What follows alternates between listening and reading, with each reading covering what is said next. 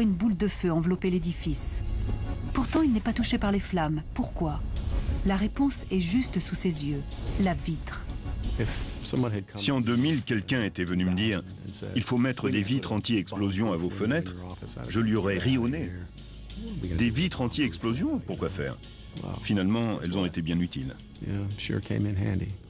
En 1995, l'attentat à la bombe d'Oklahoma a fait 168 victimes. Et plusieurs autres actes terroristes du même type ont poussé les constructeurs à prendre des mesures vitales.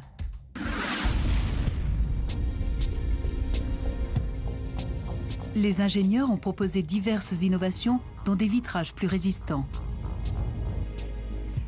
Partout où il y avait des vitres anti-explosion, les gens ont pu s'échapper, en particulier dans les étages supérieurs. Ces fenêtres, situées à quelques mètres du point d'entrée de l'avion, sont intactes. Sans elles, Bobby et des centaines d'autres seraient peut-être morts. Le 11 septembre, toutes ces mesures de protection avaient déjà été mises en place dans la zone du bâtiment connue sous le nom de Wedge One. Et c'est justement cette section modernisée que les terroristes ont choisi d'attaquer ce matin-là. Mais le projet de rénovation du Pentagone a aussi sauvé des vies d'une façon plus inattendue. L'avion est entré d'abord en diagonale dans la section Wedge One. Puis il a continué son œuvre de destruction dans une autre section, Wedge 2.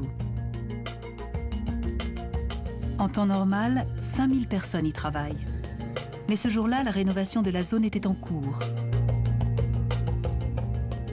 3 mois plus tôt, la plupart des employés avaient été relogés ailleurs, dans des bureaux temporaires.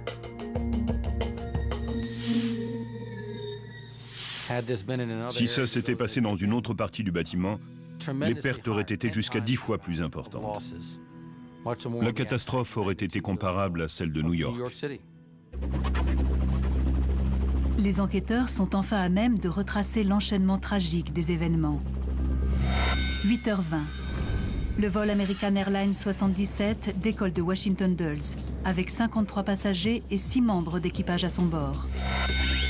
8h56.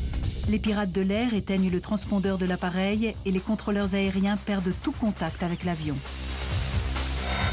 9h38. Le Boeing 757 percute le rez-de-chaussée du Pentagone. En quelques millisecondes, l'avion commence à se désintégrer. Le kérosène est projeté dans tout le bâtiment. Le trajet bref mais meurtrier de l'appareil s'accompagne d'explosions et de violents incendies. 9h39.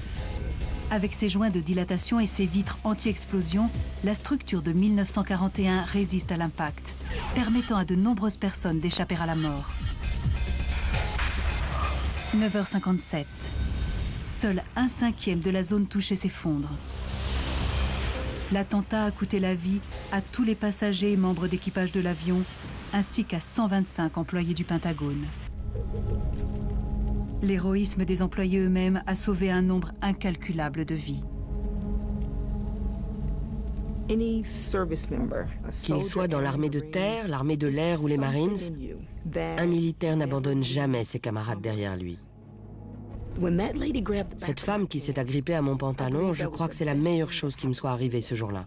Je n'essayais plus de sauver Marilyn Wills, mais cette femme et tous les gens qui la suivaient.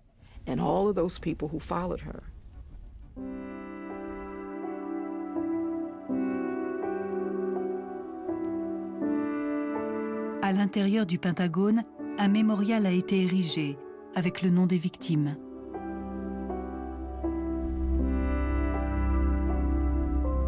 Tous les militaires blessés pendant la catastrophe ont reçu la prestigieuse médaille Purple Heart.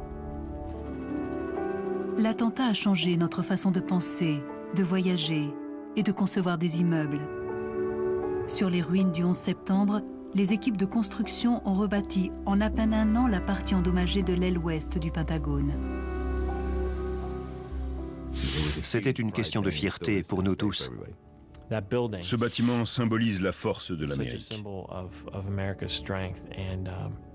Et nous l'avons guéri. Les nouveaux murs ont rendu à la forteresse sa stature initiale. Le Pentagone protège les États-Unis dans les heures difficiles.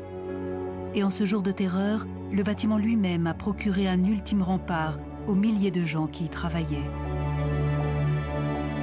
Mais sa façade laisse apparaître une dernière cicatrice. Une brique de roche calcaire de l'Indiana, noircie par la chaleur de l'explosion et qui porte une simple inscription. Cette tache sombre contraste de façon saisissante avec le mur blanc, rappelant à chacun ce moment tragique de l'histoire américaine.